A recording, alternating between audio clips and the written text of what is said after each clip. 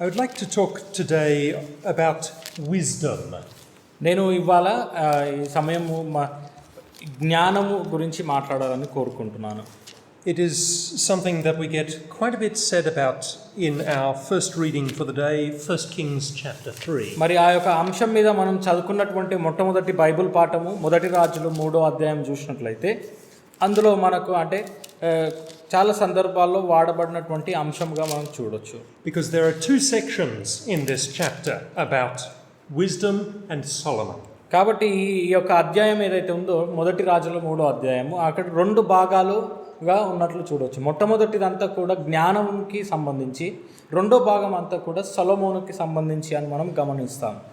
Firstly, his request for wisdom. మొట్టమొదటిగా అతని యొక్క విజ్ఞాపన, అక్కడ నాకు జ్ఞానము కావాలి అని విజ్ఞాపించినట్లు మనం చూస్తాం.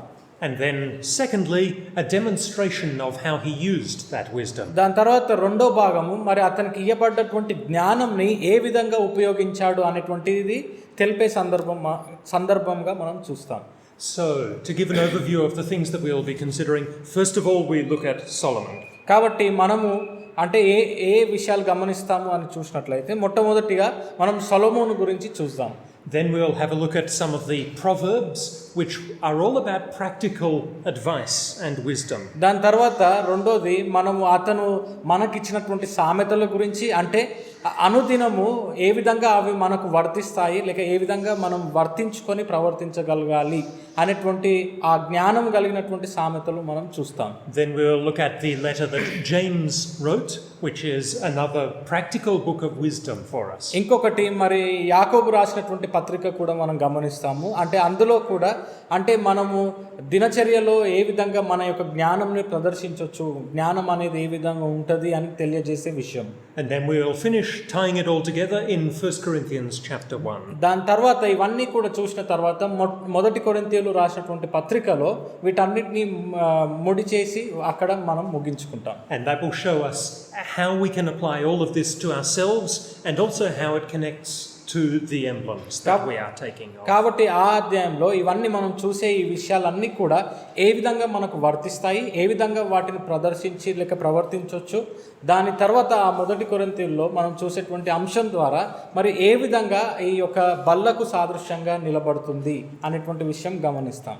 Now Solomon is widely known as a very wise person. కాబట్టి సొలొమోను అనగానే అందరికీ కూడా తెలుసు అన్నమాట, దాదాపుగా అందరికీ అంటే జ్ఞానవంతుడు అని. And Solomon's wisdom starts in this chapter when God, who loved Solomon, asks him, "What would you like me to give you?" కాబట్టి అంటే ఆ యొక్క జ్ఞానము ఈ యొక్క అధ్యాయంలో నుంచే ప్రారంభమైనట్లు మనం చూస్తాము అన్నమాట. అంటే మొట్టమొదటిసారి ఎప్పుడైతే ఈ యొక్క అధ్యాయంలో దేవుడు స్వప్నంలో అతనికి దర్శనం అయినప్పుడు నీకేం కావాలి అని అడిగినప్పుడు సొలొమోనుకి, Solomon had not been king for very long at this time. అయితే మనం సందర్భం గమనించినట్లయితే సొలొమోను రాజయ్యి ఎంతో కాలం కాలేదన్నమాట. He had seen how his father had successfully led the people of Israel. కానీ అతను అంటే రాజు కాకుండా ముందు రాజు కుమారుడిగా ఉండి తన తండ్రి అయినటువంటి దావీదు ఏ విధంగా పరిపాలించాడు అనేటువంటి విషయాలన్నీ కూడా గమనిస్తున్నటువంటి వాడుగా ఉండే. And so his response to God's question is, "I saw how my dad acted and how it was because of his focus on you, so please help me also in a similar way so that I can lead the people as well as David did." కాబట్టి అంటే అక్కడ ఏమని చెప్పాడంటే, నీకు ఏమి కావాలి అని కోరుకుంటున్నావు, నేనేమి నీకు ఇవ్వాలి అన్నప్పుడు దేవునికి ఏం సమాధానం చెప్పాడంటే, అంటే నా తండ్రి అయినటువంటి దావీదు నీకు అనుకూలంగా లేక నీకు ఇష్టడుగా ఉండే ఏ విధంగా అయితే పరిపాలించాడో ఆ రీతిగానే నేను ఉండేలాగా నాకు ఆ విధంగా కలగజేయి అని చెప్పాడు. So verse 9. కాబట్టి 9వ వచనము, "Give your servant therefore an understanding mind to govern your people, that I may discern between good and evil. For who is able to govern this your great people?" కాబట్టి ఏమంటున్నాడంటే 9వ వచనంలో, ఇంత గొప్పదైన నీ జనమునకు న్యాయము తీర్చగలవాడెవడు, కాబట్టి నేను మంచి చెడ్డలు వివేచించి నీ జనులకు న్యాయము తీర్చున్నట్లు నీ దాసుడనైన నాకు వివేకము గల హృదయము దయచేయము. So we see in this that Solomon immediately realized that he needed the help of God in order to be a good leader to the people. కాబట్టి ఈ యొక్క వచనం ద్వారా మనం చెప్పగలుగుతాం అన్నమాట. ఏమని అంటే సొలొమోను గ్రహించాడు, అంటే నేను నా వల్ల కాదు, కానీ కేవలము దేవుని యొక్క సహాయం ఉంటేనే నేను మంచి నాయకుడిగా, మంచి రాజుగా నేను పరిపాలించగలుగుతాను అని. And so God granted him what he had asked for. కాబట్టి అందు నిమిత్తమే దేవునికి నాకు ఇది అవసరము అని అడిగాడు, నాకు వివేకం జ్ఞానం కావాలి అని అడిగినప్పుడు దేవుడు అది కలగజేసినట్లు మనం చూస్తాం. So then in the rest of the chapter from verse 16 onwards, a legal case came to Solomon. దాని తర్వాత 16వ వచనం నుంచి మనం చూసినట్లయితే అది రెండో భాగంగా, అంటే అక్కడ ఇంకా సొలొమోను రాజుగా ఉన్నాడు, అతని యొద్దకు ఒక న్యాయం తీర్చుమని చెప్పి అంటే ఒకరు వచ్చినట్లు మనం చూస్తాం. Now this was not a case where one of the people involved was a good person and the other person was a bad person. అయితే అంటే ఏ విధంగా అంటే అక్కడ వచ్చినటువంటి వారు ఇద్దరు కూడా తీర్పు తీర్చమని, ఒక చెడ్డవారు ఒక మంచివారు కాదు, అంటే ఆ తీర్పు కాదు, మంచి చెడ్డలు తీర్పు తీర్చే తీర్పు కాదు ఇక్కడ. This was a case where both of the women that were involved, they were both prostitutes. అయితే ఈ ఇద్దరు స్త్రీలు కూడా ఎవరంటే అక్కడ వేశ్యలైన ఇద్దరు స్త్రీలు వచ్చిరి అని చెప్పబడి ఉంది. So the very foundation of the case was that these were not good women. కాబట్టి అంటే ఈ ఇద్దరు కూడా వచ్చిన వారు, తీర్పు తీర్చండి ప్రభువా అని వచ్చిన వారు ఇద్దరు కూడా వారు వేశ్య స్త్రీలు అని మనం చూస్తున్నాం. But Solomon was able to bring justice. అయినప్పటికీ కూడా అక్కడ వారికి తీర్పు తీర్చాడు లేక న్యాయం తీర్చాడు అని చూడొచ్చు. చివరికి మనం చదువుకున్నట్లయితే that Solomon knew how people's minds worked, knew how mothers were, that they cared very much about their own child, and so used that to determine whose child the mother was. కాబట్టి అక్కడ చూసినట్లయితే మరి సొలొమోనుకి తెలుసు, అంటే వ్యక్తిత్వాలు తెలుసు, అక్కడ ఉన్నటువంటి వాళ్ళు జనుల యొక్క మానసిక పరిస్థితులు కానీ వారు ఎటువంటి పరిస్థితుల్లో నుంచి వచ్చారు అని తెలుసు.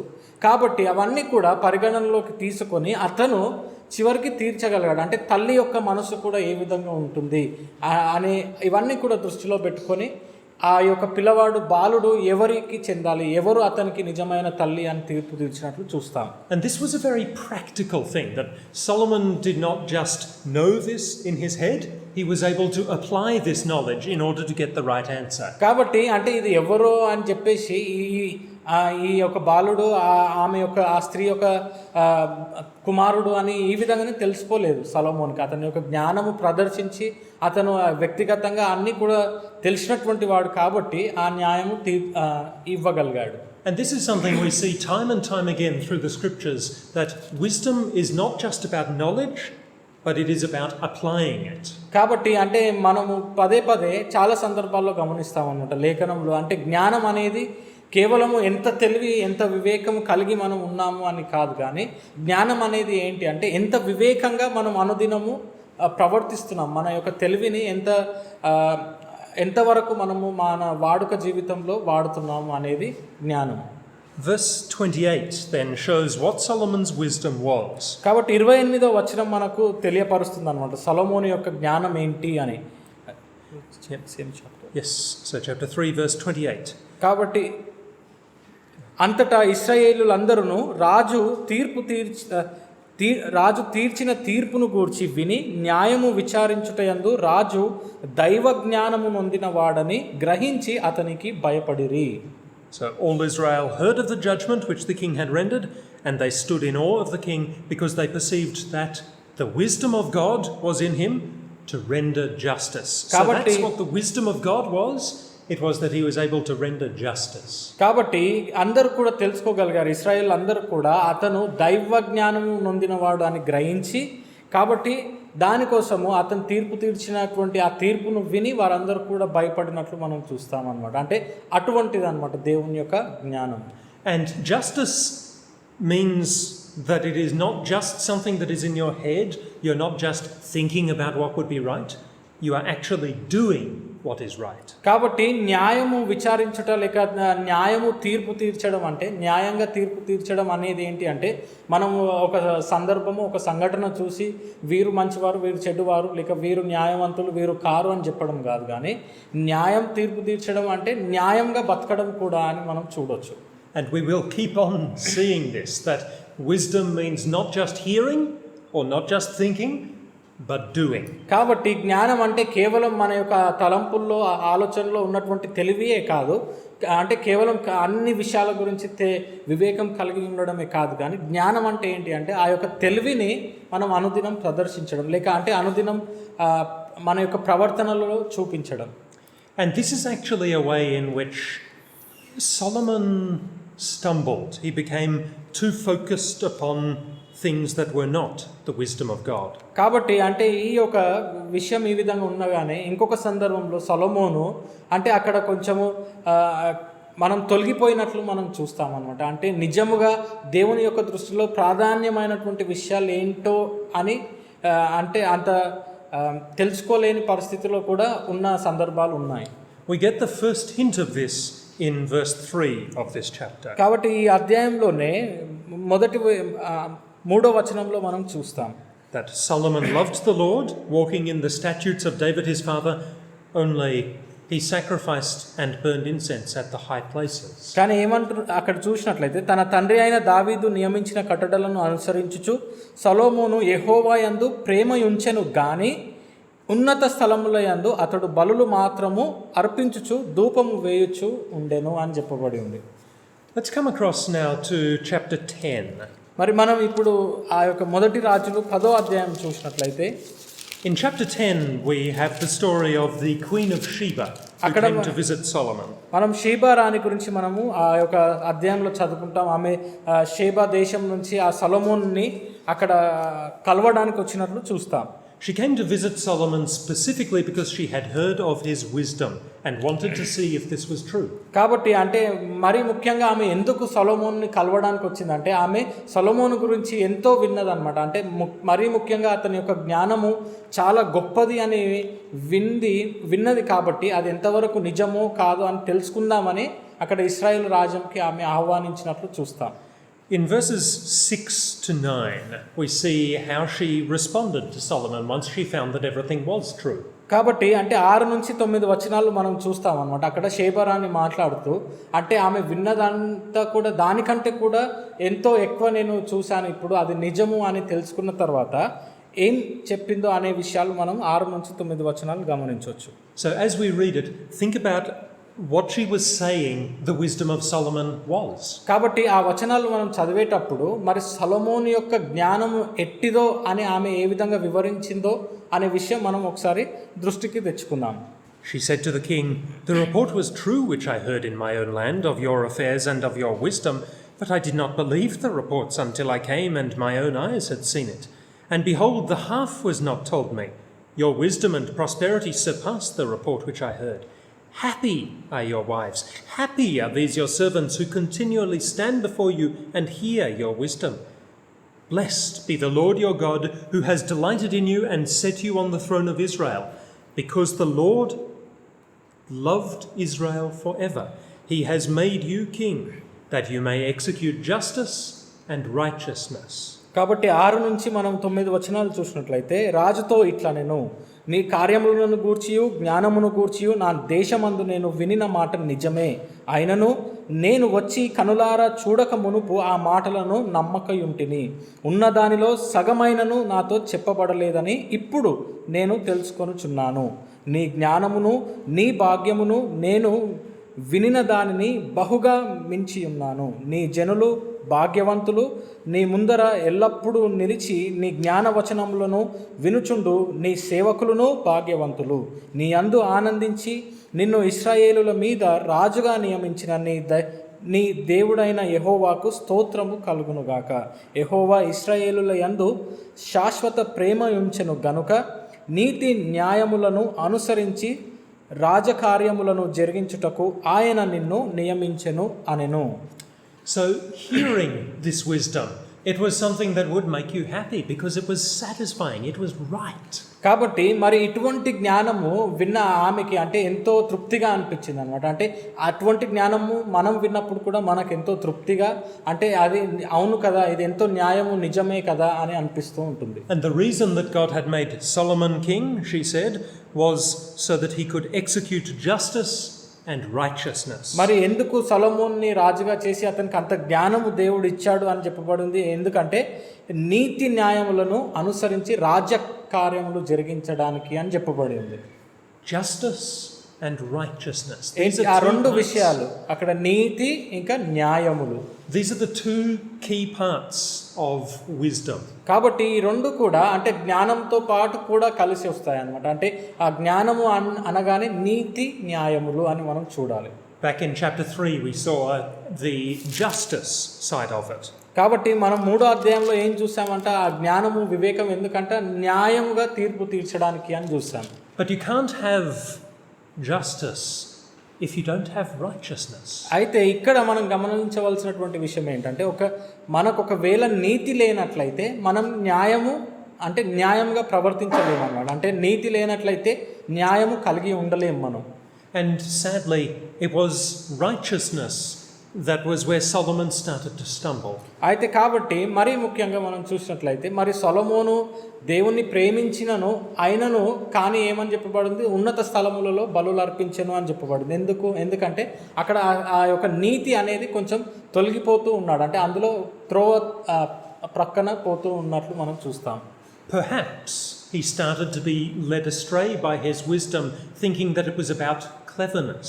లేదా కొన్నిసార్లు అంటే నేను జ్ఞానవంతుడను, చాలా జ్ఞానం కలిగి ఉన్నాను కాబట్టి చాలా వివేకవంతుడను అని చెప్పి ఆ వివేకము వలన కొన్నిసార్లు తప్పు మార్గంలో వెళ్ళాడు అని మనం చూడొచ్చు. We really don't know. కాబట్టి అంటే ఏదైనా కారణము అంటే ఏదైనా కావచ్చు, మనకు నిజంగా తెలియదా అంటే అతను ఎందుకు ఆ యొక్క తప్పు మార్గంలో వెళ్ళాడు అనేటువంటి విషయము. In the same way, we don't know whether Solomon will be in God's kingdom or not. ఇంకా మనకు తెలియదు ఏంటి సొలొమోను దేవుని యొక్క రాజ్యంలో ఉంటాడో లేదో అనే విషయం కూడా మనకు తెలియదు. We hear some fairly bad things that he was doing later on in his life. ఎందుకంటే దాని తర్వాత చివరి దశ వచ్చేసరికి అతని యొక్క జీవిత కాలంలో అక్కడ ఎన్నో అంటే తప్పు త్రోవలో నడుచుకున్నట్లు మనం చూస్తాం. But we also hear that God loved him and hear of many good things that he did. కానీ అయినప్పుడు కూడా మనం ఇంకేం చదువుకుంటామంటే మరి ఇటు తట్టు చూసినట్లయితే దేవుడు ఎంత ఉన్నప్పుడు కూడా సొలొమోన్ని ఒక ప్రియ కుమారుడిగా ప్రేమించాడు అని మనం చదువుకుంటాం. But what we do see later on in chapter 10 and also in chapter 11 is how Solomon started going astray. కాబట్టి మనము ఈ మొదటి రాజులు 10 ఇంకా 11 అధ్యాయాలు మనం చదువుకున్నట్లయితే మరి సొలొమోను కొద్దిగా ఏ విధంగా తప్పు మార్గంలో వెళ్ళడం అనేది ఆరంభమైంది అనేటువంటి విషయం మనం చదువుతాం. It was things like starting to ignore instructions that God had given. అంటే దేంతో మొదలైందంటే మెల్లమెల్లగా దేవుడు చెప్పినటువంటి విషయాలను తృణీకరించడం లేక వినకపోవడము, and being led astray by women that he married so that he went and served their gods instead of the true God. ఇంకా అంతేకాకుండా తాను వివాహం ఆడినటువంటి స్త్రీల యొక్క అంటే వారి యొక్క మార్గాలను అనుసరించి వారి ద్వారా కొంచెం తప్పు త్రోవలో వెళ్ళడం, లేక వారు అన్య స్త్రీలు రావడము, లేక వారి యొక్క ఆచారాలు వారి యొక్క దేవుళ్ళను పూజించడము. The important lesson for us in all of this is that wisdom is not enough.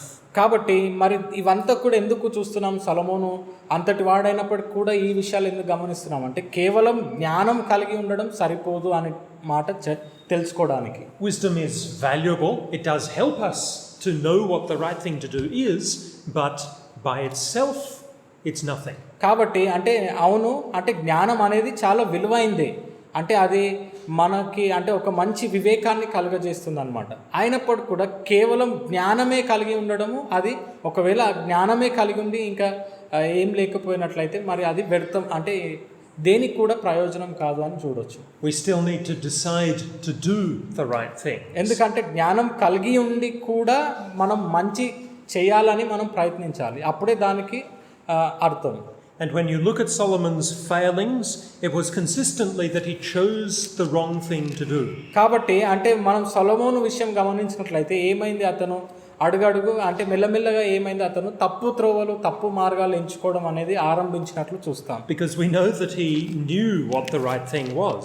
ఎందుకంటే అతనికి తెలుసు అంటే మంచి ఏది లేక మంచి మార్గం ఏది, మంచి విషయాలు ఏదో తెలుసు, అయినప్పుడు కూడా తప్పు ఎంచుకున్నట్లు మనకు అర్థమవుతుంది. You can see that in the Proverbs. మరి ఏ విధంగా చెప్పగలుగుతాము అంటే అతనికి మంచి తెలుసు, ఏది సరైందో తెలుసు అని అంటే ఈ సామెతలు చదివితే మనకు అర్థమవుతుంది.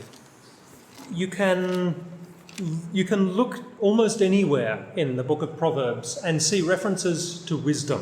కాబట్టి మనం ఈ యొక్క సామెతలు చదివినప్పుడు అంటే మనం జ్ఞానం కూర్చున్నటువంటి అంశం మీద ఎన్నో వచనాలు మనం చదువుకోవచ్చు ఆ యొక్క గ్రంథం అంతట్లో. And you could spend a very long time talking about wisdom as well. కాబట్టి అంటే ఎంతో సమయం కూడా గడపొచ్చు అన్నమాట కేవలం ఆ సామెతల గ్రంథంలో నుంచి జ్ఞానం గురించినటువంటి వచనాలు తీసుకొని. In the middle of my notebook here, I have from last year quite a few pages in a camp that we had looking at Proverbs and wisdom. కాబట్టి అక్కడ చూపిస్తున్నారు సహోదరులు నా చేతిలో ఉన్నటువంటి ఆ యొక్క పుస్తకము అంటే నేను గడిచిన సంవత్సరం బైబిల్ కూటం జరిగినప్పుడు ఆ యొక్క అంటే మొత్తం ఆ యొక్క ఏంటి బైబిల్ చర్చ కార్యక్రమాలు కానీ లేక దేవుని సందేశం కానీ అంతా కూడా జ్ఞానం గురించి అది కూడా కేవలం సామెతల గురించి అని రాసుకున్నాను నేను అని చెప్తున్నాడు. In the chapters of Proverbs, you get more than 100 references to wisdom and being wise. కాబట్టి ఒక సామెతల్లో మనం చూసినట్లయితే జ్ఞానం గురించి లేక జ్ఞానవంతుడుగా ఉండడం అనేటువంటి ఒక అంశంలో గురించి దాదాపుగా 100 కంటే ఎక్కువ వచనాలే రాయబడినట్లు మనం చూస్తాం.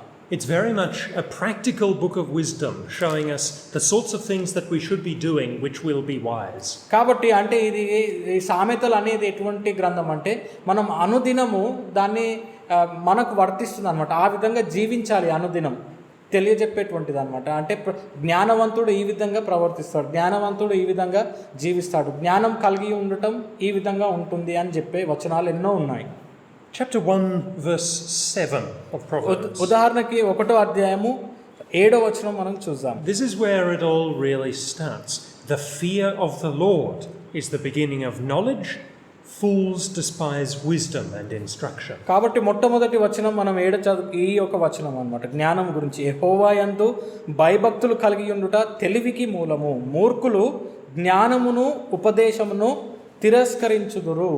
And to go along with this, you can also have Psalm 111 verse 10. కాబట్టి ఈ యొక్క వచనంని దృష్టిలో పెట్టుకొని మనం కీర్తనలు 111 verse 10. 10వ వచనం మనం గమనిస్తాం. Because it says the fear of the Lord is the beginning of wisdom. కాబట్టి ఆ వచనంలో కూడా 10వ వచనంలో ఏమనుందంటే యెహోవా యందలి భయము జ్ఞానమునకు మూలము అని చెప్పబడి ఉంది. So this is where any wisdom must start. కాబట్టి జ్ఞానం అనగానే జ్ఞానము ఎక్కడి నుంచి ఆరంభం అవ్వాలి అంటే యెహోవా యందు భయభక్తులు కలిగి ఉండడం నుంచి ఆరంభమవుతుంది. If you do not have the fear of the Lord, if you are not basing your life upon what God says, you will never have wisdom. కాబట్టి అంటే మన యొక్క జ్ఞానం అనేది యెహోవా యందు భయభక్తులు కలిగి ఉండడం అంటే అది లేకపోయినట్లయితే మరి ఏది ఉన్నా కూడా లేక మనము వ్యర్థమే అన్నమాట. దానికి మన జ్ఞానంకి అర్థం లేదు. I like to look at it this way. God created the world. God created wisdom. కాబట్టి నేను ఏ విధంగా చూస్తానంటే దేవుడు ఈ యొక్క విశ్వాన్ని అంతా కూడా లేక ఈ యొక్క భూమిని అంతా కూడా సృష్టించాడు. అదే దేవుడు జ్ఞానంని కూడా సృష్టించాడు. Now we are not going to be looking at much of Proverbs. We are just skimming through, picking a verse here and a verse there. కాబట్టి మనం సామెతల్లో అక్కడిక్కడ కొన్ని వచనాలు చూద్దాం జ్ఞానం గురించి. Because I don't think that you will be happy if I act like Paul and keep you up until midnight talking. కాబట్టి నేను అంటే పౌలు మాదిరి అంటే ఒక సందర్భంలో పౌలు మధ్యరాత్రి వరకు కూడా మాట్లాడుతూ ప్రసంగిస్తూనే పోయాడు. అంటే ఆ విధంగా ఉంటే మీరు సంతోషించారు, అంటే చాలా సమయం అయిపోతుంది కాబట్టి. So next let's look at chapter 2 verse 6. కాబట్టి 2వ అధ్యాయము మనం 6వ వచనం చూద్దాం. సామెతలు 2:6 యెహోవాయే జ్ఞానమును ఇచ్చువాడు. Yes, the Lord gives wisdom, from his mouth come knowledge and understanding. అక్కడ తెలివియు వివేచనయు ఆయన నోటి నుండి వచ్చును. And there is a bit of a distinction here in the things that he is saying. కాబట్టి ఇక్కడ మనం చూడొచ్చు అన్నమాట 6వ వచనంలో కొంచెం వ్యత్యాసాలు మనం గమనిస్తాం. He is saying knowledge and understanding. అక్కడ చూసినట్లయితే 2 విషయాలు తెలివియు ఇంకా వివేచనయు అని చెప్పబడి ఉంది. Knowledge is something that is in your head. కాబట్టి తెలివి ఎక్కడ ఉంటుంది? మనకందరికీ మన యొక్క అంటే బుర్రలో అంటే ఆలోచనలో ఉంటుంది. Understanding is seeing how you can apply that. కాబట్టి వివేచనయు అంటే అక్కడ వివేచన అంటే ఏంది? ఆ యొక్క తెలివి మనకున్నటువంటి తెలివిని మనం ఏ విధంగా ఉపయోగిస్తున్నాం అనేదే మన యొక్క వివేచన. And wisdom is the combination of all of this. మరి ఇవన్నీ కలయికనే మంచి జ్ఞానం కలిగి ఉండడం అని మనం గ్రహించాలి. Chapter 3 verse 7. మరి 3వ అధ్యాయం సామెతలు 7వ వచనం. Be not wise in your own eyes, fear the Lord and turn away from evil. కాబట్టి ఏమంటున్నాడు అంటే, నేను జ్ఞానిని గదా అని నీవు అనుకొనవద్దు, యెహోవా యందు భయభక్తులు కలిగి చెడుతనమును విడిచిపెట్టుము. I could put that a slightly different way. మరి నేను ఈ వచనాన్ని వేరే మాదిరిగా చెప్తాను అంటున్నారు. It doesn't matter if you think you're wise. అంటే ఏమంటున్నాడు అంటే, నువ్వు ఎంత జ్ఞానివో అది అంటే దానికి ఎవరికి పట్టింపు లేదు అంటున్నాడు. నువ్వు ఎంతైనా జ్ఞానవంతుడు కావచ్చు, అది అవసరం లేదంటున్నాడు. What matters is if God thinks that you are wise. మరి ఏది అవసరము లేక ఏది ప్రాముఖ్యం అంటే దేవుడు నిన్ను చూసినప్పుడు అవును ఇతను జ్ఞానవంతుడు అని అనుకుంటున్నాడా లేదా అనేదే ముఖ్యము అని చెప్తున్నారు. Chapter 4 verses 5 to 7. మరి 4వ అధ్యాయము 5 నుంచి 7 వచనాలు. Do not forget and do not turn away from the words of my mouth. Get wisdom, get insight. Do not forsake her, and she will keep you. Love her, and she will guard you. The beginning of wisdom is this: get wisdom. And whatever you get insight.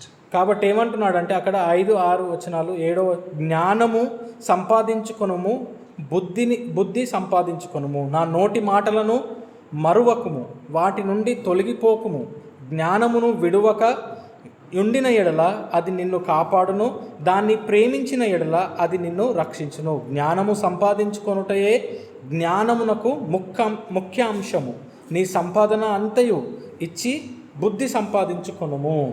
When we are children, our parents give us various wise guidance and కాబట్టి instruction. మనము పిల్లలుగా ఉన్నప్పుడు, బాలులుగా ఉన్నప్పుడు మన తల్లిదండ్రులు మనకెన్నో జ్ఞానం కలిగినటువంటి విషయాలు కానీ, అంటే ఈ విధంగా ప్రవర్తించు, ఈ విధంగా ఉండడము తెలివితనము అని ఎన్నో మాటలు చెప్పి ఉంటారు. And these things that they tell us are things that we try to keep in mind all through our lives. కాబట్టి అంటే వాళ్ళు చెప్పినటువంటి ఎన్నో విషయాలు, మన తల్లిదండ్రులు చెప్పినటువంటి ఎన్నో విషయాలు మన జీవిత కాలం అంతా కూడా మనం దాదాపుగా గుర్తుపెట్టుకుంటూ ఉంటాం మనం. And yes, it is important that we focus upon getting wisdom. కాబట్టి అందుకోసమే ఇటువంటి జ్ఞానం కలిగినటువంటి మాటలు కానీ జ్ఞానము సంపాదించుకోవడం చాలా ముఖ్యము అని చెప్పబడి ఉంది. అందుకే ఈ వచనాల్లో కూడా, Because if you don't know what is the wise thing to do, you won't be able to do the wise thing. కాబట్టి ఒకవేళ మనకు అంటే జ్ఞానం సంపాదించుకోకపోతే ఏది జ్ఞానవంతమైనటువంటి విషయము అనేది మనం తెలుసుకోకపోయినట్లయితే అది మనం చేయలేము అన్నమాట. జ్ఞానంగా ప్రవర్తించలేము, జ్ఞానం కలిగి ఉన్నవారుగా ప్రవర్తించలేము. Chapter 9 verse 10. 9వ అధ్యాయము 10వ వచనం. The fear of the Lord is the beginning of wisdom, and the knowledge of the Holy One is insight. కాబట్టి అక్కడ ఏమనుందంటే, యెహోవా యందు భయభక్తులు కలిగి ఉండుటయే జ్ఞానమునకు మూలము, పరిశుద్ధ దేవుని గూర్చి తెలివియే వివేచనకు ఆధారము. This is to be the most important thing in our lives. కాబట్టి ఇది ఎంతో అంటే ప్రాముఖ్యమైనటువంటి విషయం మన జీవితంలో. Chapter 14 verse 29. 14వ అధ్యాయము 29వ వచనం సామెతలు.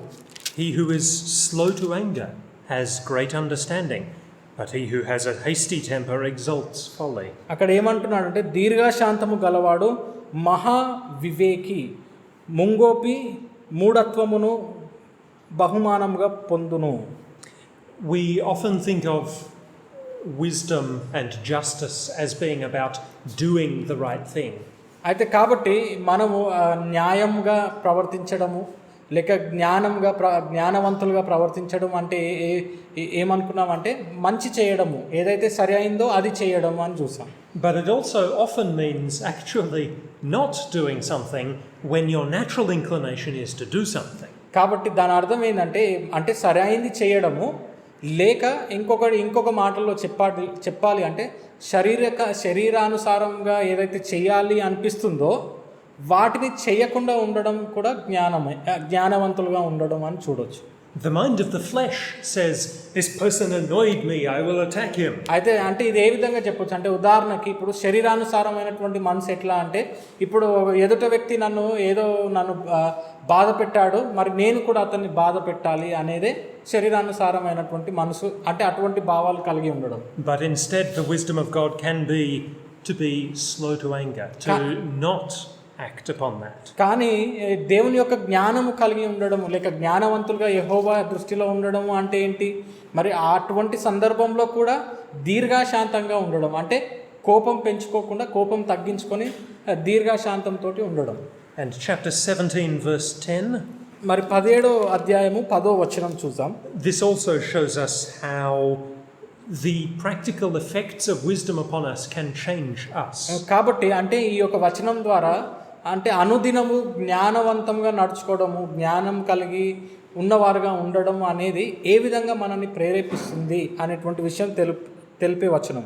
A rebuke goes deeper into a man of understanding than 100 blows into a fool. అక్కడ ఏమనుందంటే బుద్ధిహీనునికి 100 దెబ్బలు నాటునంత కంటే బుద్ధిమంతునికి ఒక గద్దింపు మాట లోతుగా నాటును అని చెప్పబడి ఉంది. That if you are wise, it won't just change how you act, it will also change how you understand how other people are acting towards you. అంటే బుద్ధి కలిగి జ్ఞానవంతులుగా ఉండడం అంటే ఏంటి అంటే ఎదుటవారు మన పట్ల ఏ విధంగా ప్రవర్తిస్తుర్రో అనేది కూడా అంటే వారు ఎటువంటి పరిస్థితుల్లో ఆ విధంగా మన పట్ల ప్రవర్తించారు అని అర్థం చేసుకోగలిగే మనస్తత్వం కలిగి ఉండడం కూడా. I think that's enough of the book of Proverbs for today. కాబట్టి అంటే ఇవి కొన్ని వచనాలు అన్నమాట. అంటే మనం అనుదినము మనకు వర్తించేటువంటి వచనాలు జ్ఞానంకి సంబంధించి. So now the book of James. మరి మనం ఇప్పుడు యాకోబు పత్రికలో చూద్దాం కొన్ని వచనాలు. You might say, if you wanted to, that James is the Proverbs of the New Testament. కాబట్టి అంటే మనం ఈ విధంగా కూడా అనుకోవచ్చు అన్నమాట. యాకోబు రాసినటువంటి పత్రిక అంటే క్రొత్త నిబంధనలో సామెతల గ్రంథం వంటిది అని చూడొచ్చు. Let's start with a nice simple verse in it. Chapter 1 verse 5. 1వ అధ్యాయము 5వ వచనం చూద్దాం. If any one of you lacks wisdom, let him ask God, who gives to all men generously and without reproaching, and it will be given him. కాబట్టి అక్కడ ఏమంటున్నాడంటే మీలో ఎవనికైనాను జ్ఞానము కొదువగా ఉన్న ఎడల అతడు దేవుణ్ణి అడగవలెను, అప్పుడు అది అతనికి అనుగ్రహింపబడును. Remember that God is not a God of vengeance that is out trying to cause trouble for us. కాబట్టి మనం గుర్తుపెట్టుకోవాల్సింది ఏంటంటే దేవుడు పగ తీర్చుకొని వాడు కాదు మన పట్ల అని మనం చూడాలి అనమాట. అంటే అతను ఏదో ప్రజలకి నేను హాని కలగజేయాలి అని చూసే దేవుడు కాదు అని మనకు తెలుసు. God's purpose is to fill the earth with people that know and reflect his character. కాబట్టి దేవుని యొక్క ప్రణాళిక సంకల్పం ఏంటి అంటే ఈ యొక్క మనుషులందరూ కూడా తాను ఎట్టివాడు అని తెలుసుకొని తన స్వభావాలు గుణాలు వాటిని వారు ప్రకాశించాలి అని చూసేటువంటి దేవుడు. So if we ever feel that we are not sure how we should respond to a situation, ask God. కాబట్టి అంటే మనకు ఒక పరిస్థితిలో మనం ఏ విధంగా దాన్ని పట్ల స్పందించాలి అని మనకు అర్థం కాని విధంగా ఉన్నట్లయితే మనం ఆ సమయంలో దేవునికి మొరపెట్టుకోవాలి, దేవుని అడగాలి. Also, let's read verses 17 and 18. 17-18 వచనాలు కూడా మనం చూద్దాం అదే అధ్యాయంలో. Every good endowment and every perfect gift is from above, coming down from the Father of lights, with whom there is no variation or shadow due to change. Of his own will he brought us forth by the word of truth, that we should be a kind of first fruits of his creatures. కాబట్టి శ్రేష్టమైన ప్రతి ఈవియు సంపూర్ణమైన ప్రతి వరమును పరసంబంధమైనదై జ్యోతిర్మయుడగు తండ్రి యొద్ద నుండి వచ్చును. ఆయన యందు ఏ చంచలత్వమైనను గమనములైనను కలుగు ఏ ఛాయ అయినను లేదు. ఆయన తాను సృష్టించిన వాటిలో మనము ప్రథమ ఫలముగా ఉండునట్లు సత్యవాక్యము వలన మనలను తన సంకల్ప ప్రకారము కనెను. This is reminding us that wisdom, that understanding, that everything comes from God. కాబట్టి మనకు ఈ యొక్క వచనాల ద్వారా జ్ఞానం కానీ వివేచన కానీ తెలివి కానీ ఇవన్నీ కూడా దేవుని యొద్ద నుంచే మనకు కలుగుతాయి అని గ్రహించాలి. So then the verses that follow 19 and 20. మరి 19-20 వచనాలు. Know this, my beloved brethren, let every man be quick to hear, slow to speak, slow to anger. For the anger of man does not work the righteousness of God. కాబట్టి అక్కడ 19-20 వచనాలు చూస్తే నా ప్రియ సహోదరులారా మీరు ఈ సంగతి ఎరుగుదురు గనుక ప్రతి మనుషుడు వినుటకు వేగిరపడువాడును, మాటలాడుటకు నిదానించువాడును, కోపించుటకు నిదానించువాడునై ఉండవలెను. ఎందుకనగా నరుని కోపము దేవుని నీతిని నెరవేర్చదు. As happens so very often in the Bible, we are contrasting the human way with God's way. కాబట్టి ఇక్కడ చూసినట్లయితే అంటే చాలా సందర్భాల్లో అంటే దేవుని యొక్క మార్గము మనిషి యొక్క మార్గము అని చెప్పిన రీతిగానే ఇక్కడ కూడా ఈ వచనాల్లో కూడా రెండు వేరు విషయాలు మాట్లాడినట్లు చూస్తాం. We that are baptized have decided that we want to accomplish and work with the righteousness of God. కాబట్టి మనము అంటే బాప్తిజం తీసుకుని మనము సమర్పించుకున్నటువంటి వారము మనం ఏం ఒప్పుకున్నామంటే మనం నీతి మార్గంలో మేము నడుచుకుంటాము అని ఒప్పుకున్నాం. And so the anger of man, it's not going to achieve that. కాబట్టి ఒకవేళ మనం ఆ విధంగా ఉన్నాం కాబట్టి అక్కడ ఏముంది, నరుని యొక్క కోపము దేవుని యొక్క నీతిని నెరవేర్చదు అని చెప్పబడి ఉంది. And also the verses that follow. ఇంకా అంతేకాకుండా దాని కింది వచనాలు కూడా మనం చూస్తాం. Verse 22, 22వ వచనం, be doers of the word and not hearers only, deceiving yourselves. కాబట్టి ఏమంటున్నాడంటే మీరు వినువారు మాత్రమై ఉండి మిమ్మును మీరు మోసపుచ్చుకొనకుండా వాక్య ప్రకారము ప్రవర్తించువారై ఉండుడి. And verse 26, if anyone thinks he is religious and does not bridle his tongue but deceives his heart, this man's religion is in vain.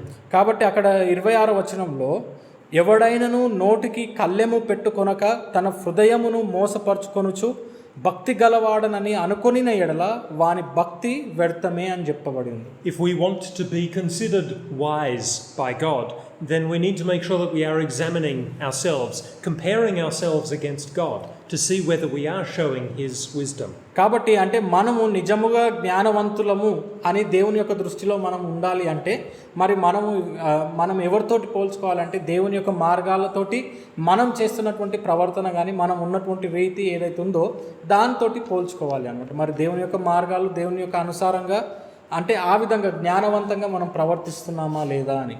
And we'll take one more section from James chapter 3 from verse 13. మరి ఇంకొక భాగం చూద్దాము. యాకోబు రాసినటువంటి పత్రిక 3వ అధ్యాయము 13వ వచనం నుంచి. Who is wise and understanding among you? By his good life let him show his works in the meekness of wisdom. కాబట్టి అక్కడ 13వ వచనంలో ఏం చెప్పబడి ఉందంటే మీలో జ్ఞాన వివేకములు గలవాడెవడు, వాడు జ్ఞానముతో కూడిన సాత్వికము గలవాడే తన యోగ్య ప్రవర్తన వలన తన క్రియలను కనుపరచవలెను. Yes, reading the entire section actually from verse 13 to verse 18, so from verse 14 now. But if you have bitter jealousy and selfish ambition in your hearts, do not boast and be false to the truth. This wisdom is not such as comes down from above, but is earthly, unspiritual, devilish. For where jealousy and selfish ambition exist, there will be disorder and every vile practice. But the wisdom from above is first pure, then peaceable, gentle, open to reason, full of mercy and good fruits, without uncertainty or insincerity. And the harvest of righteousness is sown in peace by those who make peace. కాబట్టి మరి 14వ వచనం నుంచి చివరి వరకు మనం చూసినట్లయితే యాకోబు రాసినటువంటి పత్రిక 3వ అధ్యాయము, అయితే మీ హృదయములలో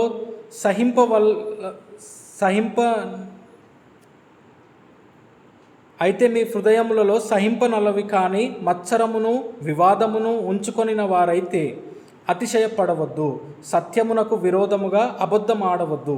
ఈ జ్ఞానము పైనుండి దిగి వచ్చినది గాక భూ సంబంధమైనదియు ప్రకృతి సంబంధమైనదియు దయ్యముల జ్ఞానము వంటిదియునై ఉన్నది. ఏలైనగా మత్సరమును వివాదమును ఎక్కడ ఉండునో అక్కడ అల్లరియు ప్రతి నీచ కార్యమును ఉండును. అయితే పైనుండి వచ్చు జ్ఞానము మొట్టమొదట పవిత్రమైనది, తరువాత సమాధానకరమైనది, మృదువైనది, సులభముగా లోబడునది, కనికరముతోనూ మంచి ఫలములతోనూ నిండుకొనినది, పక్షపాతమైనను వేషధారణ అయినను లేనిదియునై ఉన్నది. నీతి ఫలము సమాధానమును చేయు వారికి సమాధానమందు విత్తబడును. So we are seeing the contrast between earthly wisdom and heavenly wisdom. కాబట్టి ఇక్కడ కూడా మనం రెండు వేరు వ్యత్యాసాలు చూస్తున్నాం. అంటే ఈ యొక్క భూ సంబంధమైనటువంటి జ్ఞానము మరి పైనుండి అంటే దేవుని యొక్క మార్గాలు కలిగి ఉన్నటువంటి జ్ఞానము అని మనం చూస్తున్నాం. And we must remember that we have set aside the earthly wisdom and are focusing upon the things of God. కాబట్టి మనము పదే పదే జ్ఞాపకం తెచ్చుకోవాలి, గ్రహించవలసింది ఏంటంటే మనము ఈ యొక్క భూ సంబంధమైనటువంటి జ్ఞానంని మనం వద్దనుకున్నాం, తృణీకరించి కేవలము దేవుని యొక్క జ్ఞానమే మాకు కావాలి అని మనము సమర్పించుకున్నటువంటి వారము అని మనం గ్రహించాలి. But this is not just something that we do once. This is something we need to keep on doing all through our life. కాబట్టి కేవలం ఏదో ఒక్కసారే ఇవి చేయడం కాదు, కానీ మనము జీవిత కాలం అంతా కూడా అనుదినము మనం ఈ యొక్క జ్ఞానంని అంటే పైన దేవుని నుంచి వచ్చినటువంటి జ్ఞానము ఎటువంటిదో వాటన్నిటిని మనం ప్రదర్శించాలి. I think this is well demonstrated with Solomon, that Solomon was a very wise man, yet he ended up doing many stupid things. కానీ మనము సొలొమోను యొక్క ఉదాహరణ చూసినట్లయితే సొలొమోను చాలా జ్ఞానవంతుడు అయినప్పటికీ కూడా మనం ఎన్నో విషయాలు చూస్తామన్నమాట, ఎన్నో తప్పు మార్గాలు తప్పు త్రోవలు అతను ప్రదర్శించినట్లు మనం చూస్తాం. It comes down to, as James said in chapter 1, being not just hearers only, but also doers. కాబట్టి అంటే మొదటి అధ్యాయంలో చెప్పిన రీతిగా ఏమంటున్నాడంటే మీరు కేవలము వినువారై ఉండి మీరు మోసపోకుడి అని చెప్పాడు. ఏంటి? విన్న వాటిని వాక్యం ప్రకారం ప్రవర్తించేవారుగా ఉండండి అని చెప్పాడు. Jesus said that also at the end of Matthew chapter 7. కాబట్టి యేసుక్రీస్తు కూడా అదే విషయము మత్తయి సువార్త 7వ అధ్యాయంలో చెప్పినట్లు మనం గమనిస్తాం. He gave the parable of the wise man and the foolish man. కాబట్టి అక్కడ యేసుక్రీస్తు ఒక బుద్ధిమంతుని గురించి బుద్ధి లేని వాని గురించి ఒక ఉపమానం చెప్పాడు. It's become a good Sunday school story that we say the wise man built his house upon the rock. కాబట్టి ఏంటి మనకు తెలిసినటువంటి కథని, బుద్ధి కలిగిన వాడు ఏం చేశాడంటే తన ఇల్లుని బండరాయి మీద కట్టాడు. We make our songs about it. We focus often on that story. కాబట్టి అంటే మనం దాని నుంచి మనం పాటలు పాడుకుంటాం, ఆ కథ చెప్పుకుంటాం ఎన్నోసార్లు. మరి దాన్ని ఆ కథ ఏంటో మనము ఒకసారి గ్రహించాలి. But Jesus had said, anyone who hears my words and does them is like a wise man. కాబట్టి ఏమని చెప్పాడంటే యేసుక్రీస్తు అంటే నా యొక్క మాట విని నా మాట ప్రకారము చేయువాడు బుద్ధివంతుడు అని చెప్పాడు. బుద్ధివంతుడి ఒక ఇల్లు రాయి మీద కట్టుకున్న ఇల్లు ఏ విధంగా అవుతుందో అటువంటి వాడు అని చెప్పాడు. Jesus said that at the end of the Sermon on the Mount. Lots of people had heard what Jesus said. కాబట్టి ఆ మాట అంటే ఆ యొక్క కొండ మీది ప్రసంగం 3 అధ్యాయాలు ఏవైతే ఉన్నాయో అవన్నీ చెప్పిన తర్వాత చివరి వచనంగా ఆ మాట చెప్పినట్లు మనం చూస్తాం యేసుక్రీస్తు. But not many of them were actually going to do it. కానీ అక్కడ విచారకరమైనది ఏంటంటే అందరూ కూడా ఆ మాటలు అనుసరించి ప్రవర్తించారు. అంటే చాలామంది చెయ్యరు ఆ మాటలు, విన్న మాటలు. And there is also the parable of the talents. దాని తర్వాత అక్కడ జ్ఞానం ఎటువంటి తలాంతులకు సంబంధించినటువంటి ఆ యొక్క ఉపమానం కూడా మనం చదువుతాం. That there was one man that received 5 talents, one man received 2 talents, one man received 1 talent. కాబట్టి అక్కడ ఒక వ్యక్తికి ఆ ఉపమానంలో ఒక వ్యక్తికి ఏమో 5 తలాంతులు ఇవ్వబడ్డాయి, ఇంకొక వ్యక్తికి 2 తలాంతులు, ఇంకొక వ్యక్తికి 1 తలాంతు ఇవ్వబడ్డట్లు మనం చూస్తాం. They all received something.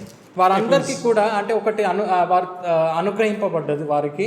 The key thing was, what did they do with it? మరి ఆ ఉపమానంలో ముఖ్యమైనటువంటి విషయం వారికి తలాంతులు ఇవ్వబడ్డాయి, ఆ తలాంతులతోటి వారు ఏం చేశారు అనేదే ముఖ్య అంశంగా మనం చూస్తాం. So let's come now to 1 Corinthians chapter 1. మరి ఇప్పుడు మనం 1 కొరింథీయులు రాసినటువంటి పత్రిక 1వ అధ్యాయం చూసినట్లయితే, at this time the Corinthian ecclesia, they had been having various disagreements among themselves. కాబట్టి ఈ యొక్క పత్రికలో మనం చూసినట్లయితే ఆ సమయం అప్పుడు అంటే ఆ కొరింథీ సంఘంలోనే ఒకరికొకరికి పడకుండా కానీ లేక కొన్ని వ్యత్యాసాలు వారి మధ్య ఉన్నట్లు మనం చూస్తాం. They had been dividing up into groups over little points. వారి మధ్యలో విభేదాలు కానీ వారే ఒక గుంపు అయి ఉండి 2 భాగాలుగా విభజించుకోవడం అనేది ఇవన్నీ కూడా జరుగుతున్నటువంటి సందర్భం అన్నమాట ఆ అధ్యాయాలు. And so Paul was guiding them and saying, no, you should not be acting in this way. అయితే పౌలు ఏమని చెప్తున్నాడు అంటే మీరు ఈ విధంగా ఉండకూడదు అని చెప్పాడు వారికి. You should not be trying to divide yourselves among yourselves. అయితే ఏమని చెప్పాడంటే మీరు ఒక గుంపు కాబట్టి మీలో మీరే అక్కడ భాగాలుగా విభజించుకోవద్దు లేక అంటే భాగాలుగా అవ్వద్దు అని చెప్పాడు. You should make sure that you are all united and divided from the world. అయితే ఏం చెప్పాడంటే మనమంతా కూడా అంటే మీరంతా కూడా ఒకటిగా ఉండి అంటే ఈ లోకం నుంచి వేరుగా ఉండాలి, లోకం నుంచి మీరు అంటే విభజింపుకోవాలి అని చెప్పాడు. Before us we have the bread and the cup. కాబట్టి మన ముందు ఇప్పుడు చూసినట్లయితే ఈ యొక్క బల్ల ఉంది మనకు. These things, they speak to us of someone that from the world's perspective was a criminal who got executed. కాబట్టి అంటే ఇక్కడ చూసినట్లయితే అక్కడ ఆ వ్యక్తి ఎవరు అంటే ఈ లోకపు దృష్టిలో అతను ఒక ద్రోహిగా నిలబడ్డవాడు, లేక ద్రోహిగా ఉండి సిలువ వేయబడ్డటువంటి వ్యక్తి. And so the world will say, what are you doing glorifying a criminal that got executed? కాబట్టి అంటే ఇప్పుడు ఈ లోకం అంతా కూడా చూస్తుంది అంటే ఒక ద్రోహిగా నిలదీసి సిలువ వేసినటువంటి వ్యక్తిని మీరు మహిమపరచడము, మీరు అతన్ని గణపరచడం ఏంటి అని అనవచ్చు. And so Paul says about that, verse 18. అయితే 18వ వచనంలో పౌలు మాట్లాడుతూ the word of the cross is folly to those who are perishing. అక్కడ ఏమంటున్నాడు అంటే సిలువను గూర్చినటువంటి వార్త నశించుచున్న వారికి వెర్రితనము అని చెప్పాడు. But to us who are being saved, it is the power of God. కానీ రక్షింపబడుచున్న మనకు దేవుని శక్తి అని చెప్పాడు. And yes, it all comes down to our position, our perspective.